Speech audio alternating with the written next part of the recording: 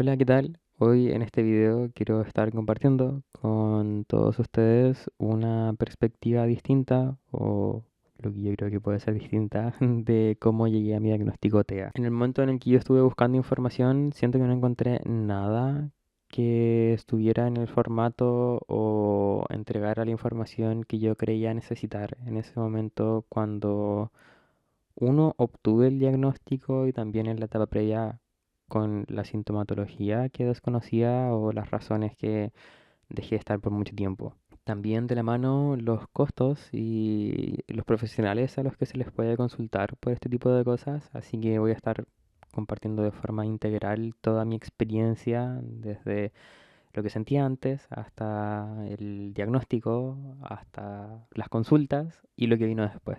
Van a estar viendo por alguno de los dos lados de la pantalla la división temática que va a tener este video, también con los minutos en los que pueden encontrar el momento en el que empiezo a hablar de ese tema, en caso de que ustedes quieran saltarse a alguno directamente por ese motivo y quizás les llame más la atención y quieran saltarse todo el resto. Y antes de comenzar, también quiero hacer un disclaimer y es que aún estoy en proceso terapéutico y que en este video voy a contar mi experiencia con un neurólogo y con una terapeuta ocupacional que fue la persona que me hizo el test de la 2. Sin embargo, actualmente estoy con psiquiatra y con psicóloga, pero es un proceso demasiado reciente del cual obviamente aún no hay nada que compartir, por lo que este video se va a dar exclusivamente mi experiencia con los dos primeros, que eso ya fue a principios de año, en el mes de abril, marzo, y ya estamos a pocos días de pasar a noviembre. También quiero añadir de que toda actualización con respecto a este caso, que yo crea que pueda ser de ayuda para alguien más, el hecho de estar compartiéndolo por este medio, tengan la confianza de que lo voy a estar haciendo. Así que quizás no en la inmediatez, pero si pasa un tiempito voy a ir compartiendo alguna actualización sobre mi situación. Pero eso, comencemos.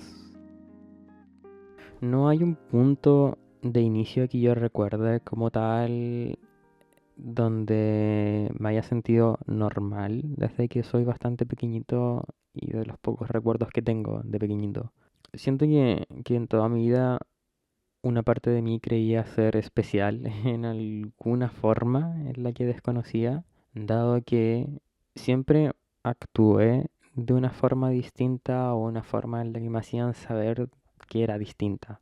No me costaba encajar, pero me costaba establecer relaciones más profundas en el ámbito social. Muchas veces podía estar con cara de poker face y me iban a estar preguntando constantemente qué me pasaba, cuando en verdad me pasaba nada y no era que estuviera triste, ni que estuviera chato, ni que estuviera, no sé, picado, enojado, era simplemente que pasaba nada por mi cabeza y a veces tenía periodos de estar como absorto en mis pensamientos.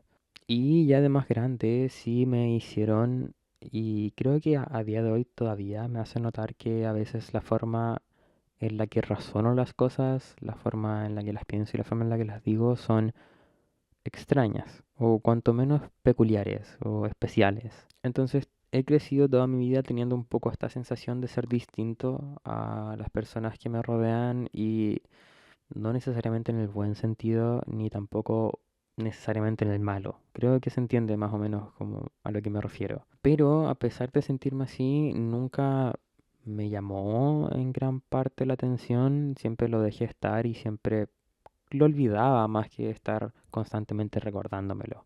Así que esto siempre estuvo pasando y no me di cuenta de que estuvo pasando de forma tan intensa hasta después del diagnóstico, que fue que empecé a recapitular todas las cosas que me han pasado y fue como, y bueno, igual tiene sentido que me hayan dicho esto, o tiene sentido que haya hecho esto por cosas que van a ver un poquito más adelante. Pero bueno, dicho eso, a modo de contexto general de mi vida, retrocedemos a abril de este año, que en esta calurosa época del clima acá en Santiago de Chile, yo estaba en la biblioteca de mi universidad. Justo estaba estudiando en una zona, o estaba intentando estudiar en una zona que tiene un ventanal ancho, tiene un ventanal amplio, y entra el sol directo por la mañana en ese ventanal. Comprenderán que el sol de abril no es necesariamente el sol más agradable, sobre todo cuando te llega directamente, y ya me empezaba a sentir un poco incómodo. empezaba a sentirme como que no estaba cómodo en la silla, empezaba como a sudar un poquito, pero el resto de lugares estaban ocupados, así que tampoco me quería mover y me gustaba la mesa en la que estaba, entonces solo intentaba concentrarme en lo que tenía que estudiar porque tenía hartas evaluaciones en ese momento.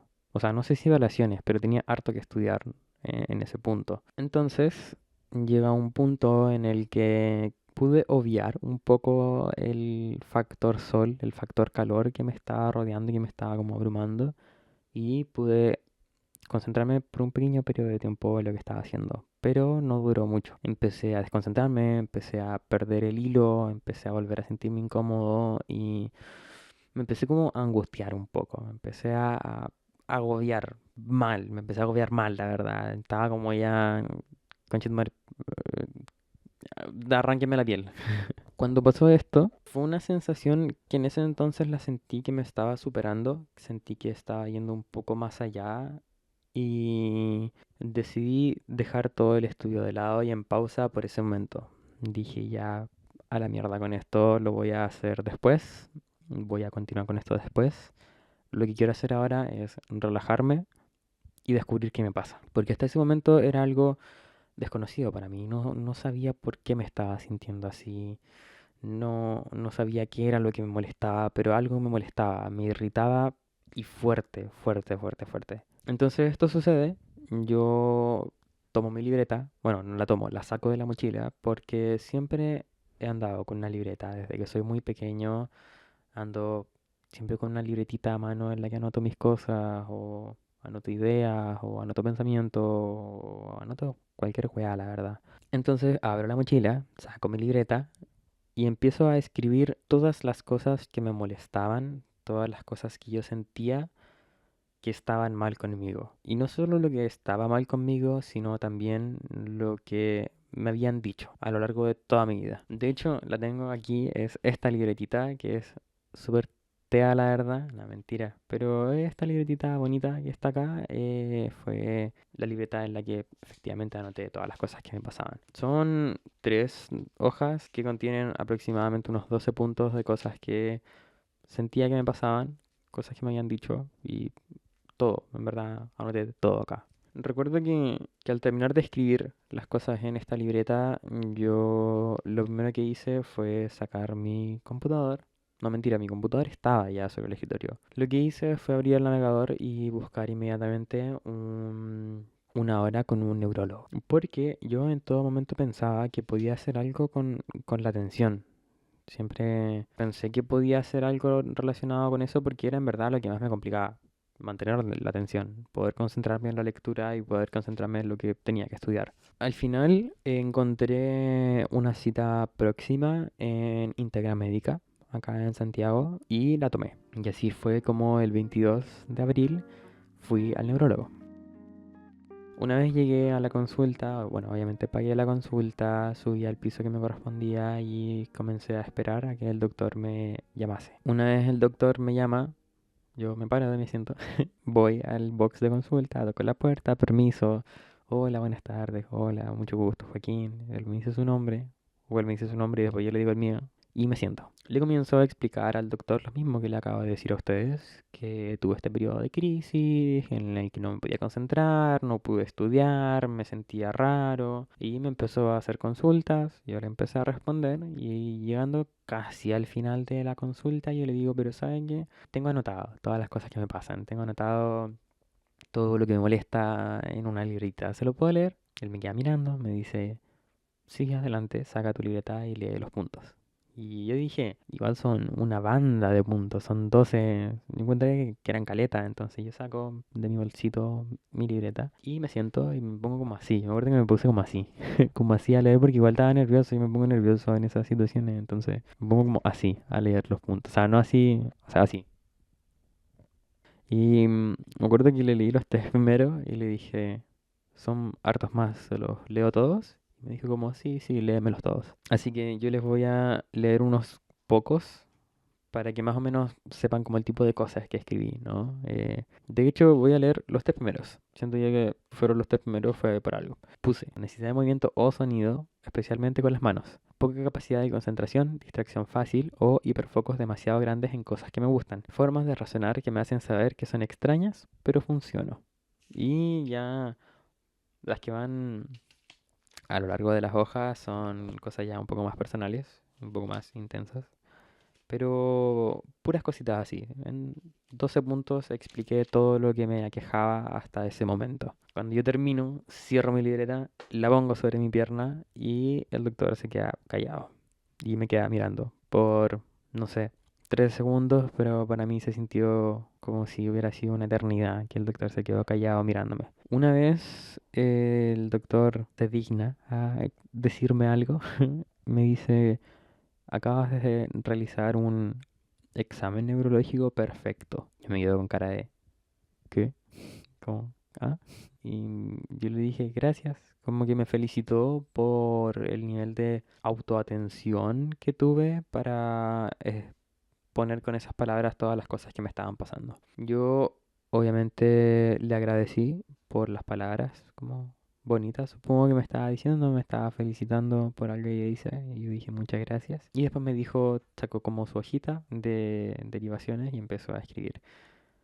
Y yo lo miraba y luego sacó la baja y me la entregó y me dijo, antes de cualquier cosa, antes de cualquier medicamento o ver si es que realmente es algo por la atención, quiero que descartemos autismo. Cuando me dijo eso, yo como que sentí un escalofrío por mi cuerpo porque dije, como, concha tu madre, no puede ser. No puede ser que me estén haciendo esto. Más que nada porque mi única experiencia relacionada con el autismo hasta ese momento eran los memes. No tenía ningún otro tipo de información mucho más profunda, ni tampoco ningún comprendimiento del trastorno más allá que los memes. Así que me entrega una baja en la que me deriva a hacerme el test de la 2.2. Me dice que tengo que hacerme ese test antes de cualquier otra cosa para que descartemos el autismo y que una vez tenga el test realizado, vuelva con él. Adicional a eso, me entrega otra hojita con un centro que él me recomendaba en el que podía hacerme el test.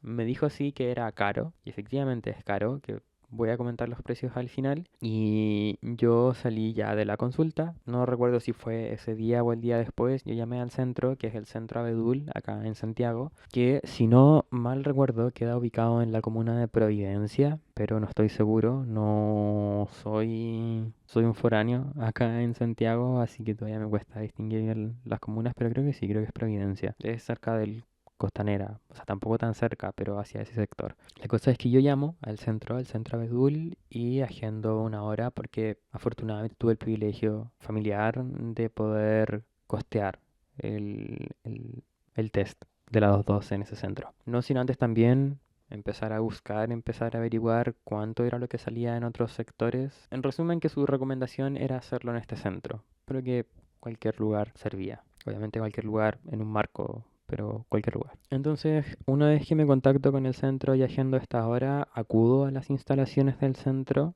y en ese lugar me recibe una terapeuta ocupacional, que es quien me realiza el test del A22. Yo, obviamente, sumamente nervioso, no sabía cómo actuar, no sabía qué hacer, estaba súper nervioso, tampoco sabía en qué consistía el test y no quise averiguarlo antes. Quise llegar así, tal cual, así, reacción limpia a todo lo que esté pasando, no me voy a preparar antes. Que pase lo que tenga que pasar y lo que me tengan que preguntar. Yo me siento ahí. Obviamente la terapeuta me hace las preguntas típicas. ¿Cuál es tu nombre? ¿Por qué acudes? La edad, si es que hay alguna enfermedad crónica, ese tipo de cosas que preguntan en el sector de la salud. Yo obviamente respondo y luego ella procede a explicarme de lo que consiste el test. Consiste en una sección de entrevista, después en otra sección de una pequeña dinámica, de un pequeño juego, y después otra sesión que es donde me entregan los resultados, me explican todo lo que se concluye a raíz de este test y donde me entregan finalmente como el diagnóstico o el certificado final. El periodo de la entrevista fue uno de los momentos que más han cambiado mi vida en el buen sentido, porque por primera vez me sentí completamente comprendido ante otra persona. Por primera vez sentí que las cosas que me decía tenían un valor y un sentido totalmente acertado. Y esto resulta súper importante porque nunca me había sentido comprendido hasta ese punto de mi vida. Siempre sentí que las personas no lograban llegar como al core de lo que yo intentaba explicar. Nunca terminaban de empatizar del todo con las cosas que yo decía y en ese punto todo cambió con la terapeuta. La terapeuta derribó todas las concepciones como más erróneas que yo podía tener, plantó las posibilidades buenas, las cosas como que deberían ser. Por ejemplo, para que lo entiendan, yo hasta ese entonces, por las cosas que había aprendido durante toda mi vida, si yo iba a un lugar, yo tenía que, no sé, lugar social o cosas así, yo tenía que quedarme ahí obligado, tenía que ir siempre porque tenía que cumplir como con cierta responsabilidad social de estar presente hasta el final en un, no sé, en un acto social. Pero ella me decía como, no, en verdad, si te sientes mal, en verdad, si no tienes ganas de estar ahí, si no de verdad lo sientes dentro de que no quieres estar ahí, tienes que escuchar a tu cuerpo, tienes que decir, no, no quiero estar ahí, tú puedes salir de esas situaciones, tú puedes no ir y puedes decidirlo, tienes la libertad de elegir si es que puedes, si es que quieres ir o no a una situación social, en el caso de este ejemplo que estoy proponiendo. Y recuerdo que mi reacción en ese momento era como, oh, ¿de verdad puedo hacer eso? Así como de verdad puedo decir, no, no quiero ir, no me siento bien, me siento mal. ¿Y faltar? Entonces fue ese tipo de conversación, esa dinámica durante un buen rato en la que obviamente también ella me iba haciendo preguntas y en el entre tanto que estábamos conversando ella incluía las preguntas como tal del test.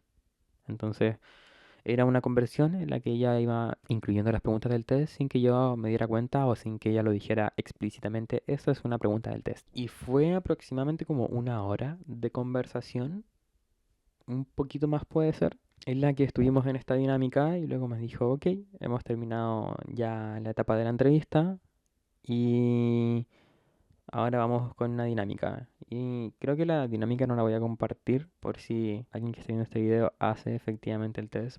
Yo no quiero arruinarlo ni alterar los posibles resultados. Entonces, si yo no lo averigüé, si yo no lo busqué antes, la persona que esté viendo este video tampoco voy a dejar que lo busque. No, pero son como unos jueguitos con unas cosas. Entonces, luego termina este proceso más corto, que es el de los jueguitos.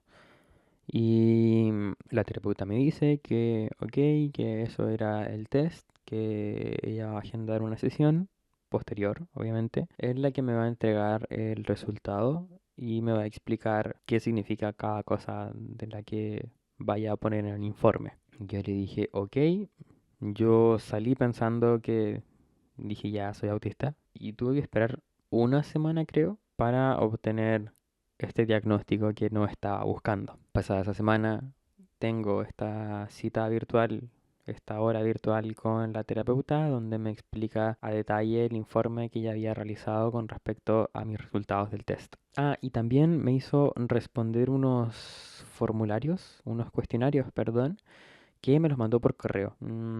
Que era como, no sé, como esta juega en BTI, de poner de 1 a 5, de acuerdo o desacuerdo, qué tanto, cosas así, con situaciones específicas, obviamente. Iba a decir situaciones X, pero no eran situaciones X, obviamente. Estaba bien formulado el cuestionario y tenía todo un sustento psicológico. Entonces, en combinación del jueguito, de la entrevista y de los cuestionarios, es que ella realizó este informe final que, de hecho, creo que lo puedo tener por acá. Aquí lo tengo.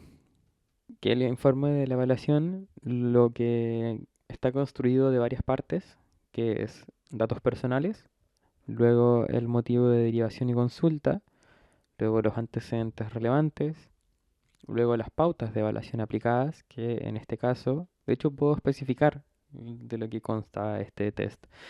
Es de una entrevista clínica centrada en la historia del desarrollo, una escala de observación a 2-2, un perfil sensorial a adolescentes y adultos, un monotropism cuestionario monotrópico para los amigos, y un CAT-Q, que es un cuestionario de camuflaje social. Luego está el sector de los resultados. Obviamente no voy a profundizar en mis resultados, porque después viene la parte de las conclusiones. Lo que sí voy a dar, que creo que me parece interesante, es que el cuestionario del camuflaje, mi puntuación total, fueron de 167 puntos.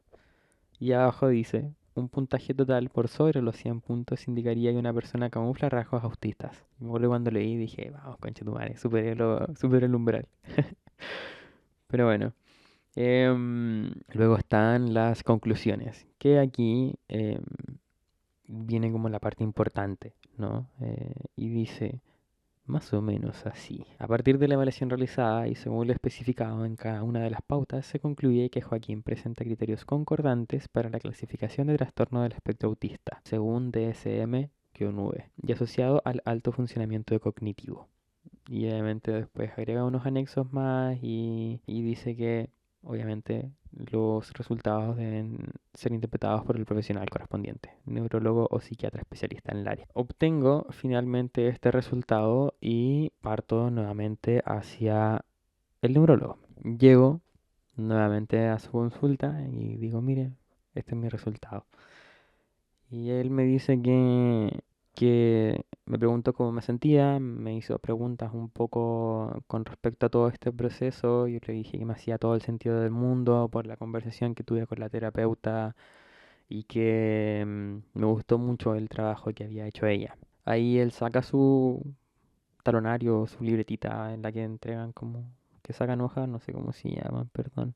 Pero bueno, sacó una hoja y anotó que me dejaba una derivación con un psiquiatra. Esto va a resultar particularmente importante, pero más adelante. No ahora, pero es importante que quede para el registro. Me derivó con un psiquiatra. Y yo le dije, ¿sabe qué? No me puede dejar con la terapeuta porque me gustó el trabajo que hizo la terapeuta. Y él me dio convencido y me dijo, ¿sabes qué? Ok, si me lo pides, se requiere terapia con la terapeuta ocupacional. Y eso era algo que yo había hablado también previamente con la terapeuta, de continuar con un proceso de terapia con ella. Y hasta aquí llega el proceso de este diagnóstico que no estaba buscando, porque después viene todo lo posterior, que es lo que salió mal. Recuerdan que recién les dije que el neurólogo me había dejado como derivado a la terapeuta ocupacional para precisamente hacer terapia. Pasa que por una multiplicidad de factores no lo hice. Y el no haberlo hecho desencadenó que quizás hayan cositas que no haya resuelto y que haya hecho que ahora sí empiece un proceso terapéutico. Y proceso terapéutico me refiero a proceso terapéutico. En verdad no son tantas, pero son 4 y yo no tomo, nunca haya tomado nada, así que bastante. Pero bueno, en este proceso posterior, luego lo que pasó es que yo llevé estos certificados a mi universidad por un programa que tiene la universidad, que quiero profundizar más sobre mi experiencia con respecto a esto en otro video que voy a subir más adelante y que si hasta arriba lo van a ver por alguna tarjetita aquí arriba, porque siento que es súper profundo y positiva la experiencia y quiero que quede en un video aparte. Este video se va a centrar exclusivamente en cómo llegué a este diagnóstico. Pero eso, el proceso posterior fue presentar los certificados, tener más entrevistas y tener una entrada a un programa dentro de la universidad, que es lo que voy a explicar en este otro video. Por tanto, este tema es cortito. Hasta eso fue todo mi proceso posterior. La cagué con no haber ido a terapia. Creo que es lo importante. Y va a ser importante llegando hacia el mensaje final. Llegando hacia el mensaje final. Como dije hace 2 temas atrás, la conversación que tuve con la terapeuta cambió completamente mi vida. Fue la primera vez que me sentía totalmente comprendido. Fue la primera vez en la que sentí que alguien sabía cómo funcionaba, que alguien sabía cómo respondía, que le ponían nombre a cosas que sentía, como, no sé, estimulación, sobreestimulación, burnout, autista, a las formas de procesar, a comprender un poco más las dimensiones de este trastorno y comprender también que tiene dimensiones muy distintas de un caso a otro, que aún constituye un área que requiere estudio, que requiere investigación y la terapeuta me comentaba que la gran mayoría de los instrumentos realizados, esto como dato freak, la verdad, porque van a comprender que no me compete a mí, pero que la gran mayoría de los instrumentos, de las investigaciones habían sido realizadas en hombres y me comentaba que ella estaba haciendo investigaciones sobre autismo en mujeres y de verdad fue una de las mejores conversaciones que he tenido en mi vida. No, se sintió como un cálido abrazo, no solo a mi yo de ese momento, sino también a mi yo de todas las edades hacia abajo, desde el más pequeñito hasta ahora el más grande. Esto fue algo que no dije, pero obviamente esto llega en un contexto tardío, de un diagnóstico tardío, dado que ya tengo 22 años y recién pude conocer esto ahora. Entonces, al hablar de cómo me cambió la vida, hizo que reconfigurara todas las áreas de mi vida. Se sintió como un volver a nacer muy intenso. Y creo que también eso llevó a que fueran uno de los meses en los que me sentía mejor durante los últimos años porque sentía que todo cobraba sentido, que todo empezaba a tener un poco más de color y empezaba a tener un poco más de esperanza con respecto a comprender las cosas que estaban pasando y poder ponerles nombre, que siempre había sido algo que me había costado mucho. Entonces, esta sensación de volver a nacer vino acompañada de lo que dije antes, de volver a reconfigurar todos los aspectos de mi vida, pero sobre todo el volver a aprenderlos. Y siento que ha sido lo más desafiante hasta el día de hoy. Creo que en el aspecto que más me afectó esto fue en el apartado social. Siento de verdad que tuve que aprender a socializar y tuve como una regresión de todas mis habilidades sociales que había elaborado hasta ese momento. Yo en la media considero que era una persona súper sociable, hablaba con muchos compañeros y compañeras, fui parte del centro de alumnos, fui parte de orquestas, de instancias musicales. Yo tenía de verdad mucha interacción social, demasiada interacción social quizás. Y obviamente me cansaba, obviamente terminaba muerto, pero igual la pasaba bien, ya era más chico, había menos preocupaciones, por lo tanto afectaba, pero no afectaba tanto. Pero ahora, y sobre todo en este periodo universitario, me está costando un montón poder socializar. Y todavía me cuesta, la verdad, me cuesta un montón poder socializar. No solo por esto, en verdad también son otro montón de factores que me han impedido quizás socializar, como quizás me gustaría. Lo que también no dejo en culpa de otros elementos externos, al final esto siempre va a ser primero mi culpa. Porque al final el socializar siempre viene de la mano de la voluntad de uno mismo y de qué tan pesado o agradable puede hacer uno. Entonces, obviamente parto primero desde mi autocrítica y desde apuntarme a mí como el principal responsable, pero también habían otros factores como esta regresión de habilidades que me impedían o sumaban a que no socializara o no estuviera socializando como realmente quería. Ese fue uno de los cambios más grandes que sentí y por eso menciono tanto esta parte bonita, que fue que me sentí comprendido con también esta parte un poco más negativa de las regresiones. Ahora ya con el pasar de los meses, con el pasar de las situaciones en las que he estado inmerso, eso ha ido mejorando de a poquito y todos los días voy mejorando un poco más. Todos los días que voy a la universidad no vuelvo siendo la misma persona y siento que eso es lo más importante al final de cada instancia, de cada oportunidad de crecer. Estas regresiones llevaron también a que me cerrara un poco con el mundo exterior y comencé a trabajar en mí mismo como una cebollita. Y se lo he explicado creo que a todas las personas con las que he hablado de esto de la misma forma, de que tal cual las capas de la cebolla, yo empecé a trabajar en mí mismo primero, luego fui pasando a mi pareja, luego a mi familia y finalmente a mis amigos, y luego mis amigos como que me abrí ya al mundo exterior. Que creo que ya estoy en esa etapa de abrirme un poco al mundo exterior y este video también es parte de abrirse al mundo exterior. Entonces, en esas medidas me cambió la vida. Yo creo que por siempre voy a hacer una distinción de cómo estaban llevando mis cosas, no cómo estaban, cómo estaba llevando mis cosas desde antes del diagnóstico hacia atrás y desde el diagnóstico hacia adelante. Y creo que como último punto, el hecho de ahora estar más consciente de las cosas que pasaban y de las cosas que hacía, no sé, el masking, el teaming o el quedarme callado y no forzar mi risa cuando alguien hace un chiste y no lo entiendo, o de repente decir algo y que las personas se rían y yo como, Bueno, porque se rían, lo dije en serio. Hicieron que me volviera más consciente de todas estas cosas y yo siento que a ojos externos me volví más autista. O al menos por un momento, creo.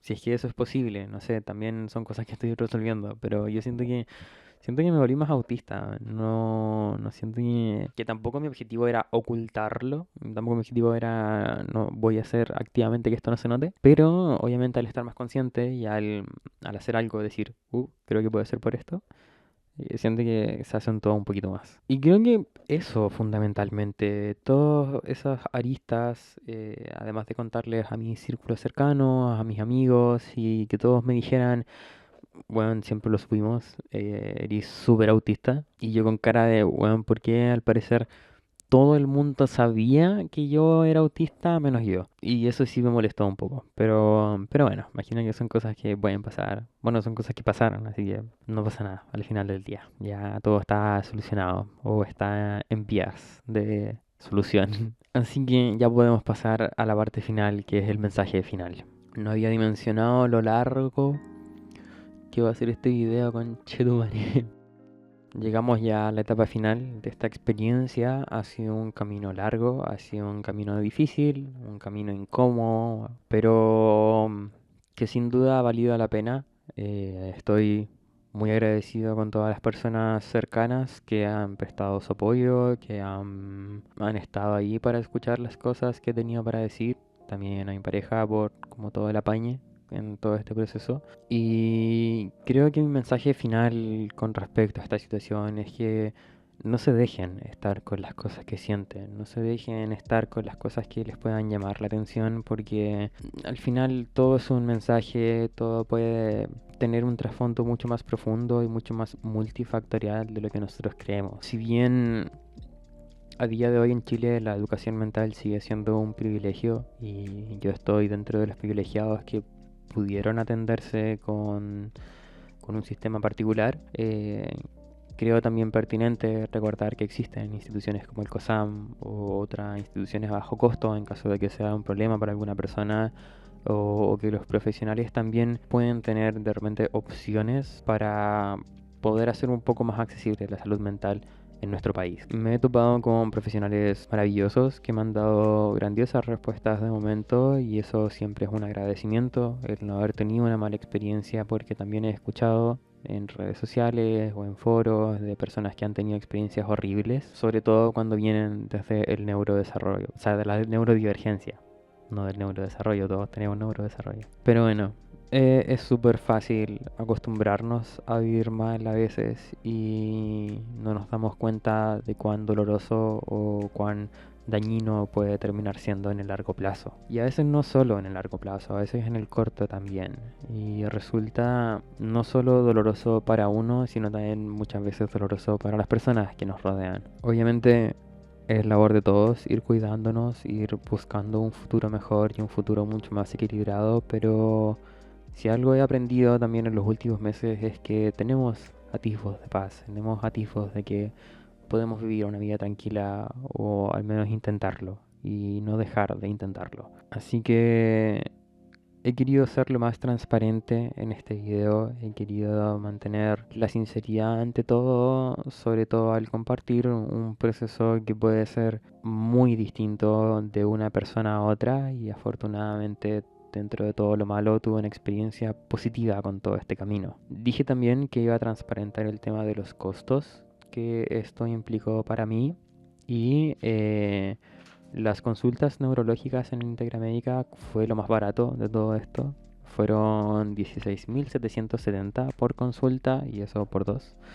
Así que son 33.540, que fue lo que se gastó en solo consultas con el neurólogo. Y el A22 fue lo más caro, obviamente, que en mi caso en el centro de Edul tuvo un costo de 150.000 pesos chilenos. Así que fue un gasto aproximado de 180.000, 190.000 pesos, que es caleta, en verdad. Yo no siento que sea poco y obviamente estoy muy agradecido de mi familia que pudo incurrir en este gasto para obtener todo este diagnóstico. Como también les dije, en el proceso post-diagnóstico quiero hacer un video explicando también mi experiencia de el diagnóstico en el marco universitario.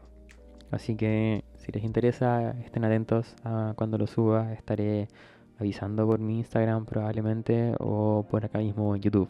Así que les invito a activar las notificaciones. Si es que llegaron a este punto del video, de verdad muchas gracias. Muchas gracias y les invito a apoyarme en el canal porque no son los únicos videos que voy a estar subiendo. Eso es todo lo que tenía para compartir. Muchas gracias. Nuevamente, de verdad, muchas gracias y nos veremos en el próximo video.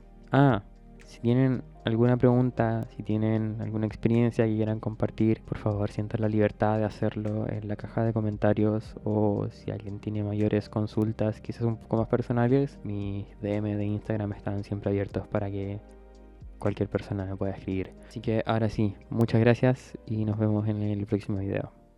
Chao.